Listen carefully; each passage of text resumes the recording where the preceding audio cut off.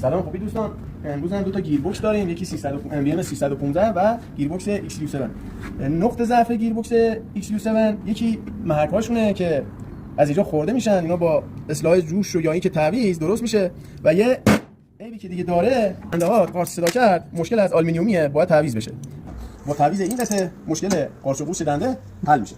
خب یه نکته فنی برای اونایی که تازه کارن یا اونایی که حواس پرتن یا اونایی که فکرشون جایین، نمیدونم، گیر بوکس 405 یا پارس یا هر چی XU7 اگه احیانا سام ماشین تو بردی تعمیرگاه، گیر بوکس تو سرویس کرده، بعد تعمیر ماشین دنده عقبش زد بیرون، احتمال 100% این دنده رو برعکس زده اون تعمیرکاره. دنده کونیک داره، کونیکا باید سمت پایین باشن. حالا احتمال زیاد طرف یایی که تازه کار بوده یا اینکه حواسش نبوده، به هر دلیلی خب اگه دنده عقبت بیرون زد اینو برعکس زده، اینو باید حالتش سمت پایین باشه. یه نکته فنی عالی برای اونایی که باید بدونن.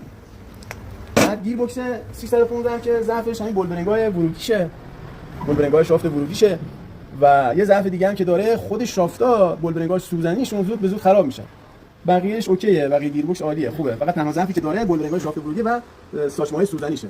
خود ساچمه‌های سوزنی داخل دنده خراب میکنه، هم شافت خراب میکنه هم خود دنده. این شد نقطه ضعف‌های دو تا گیر بوکس. شاد و موفق باشید.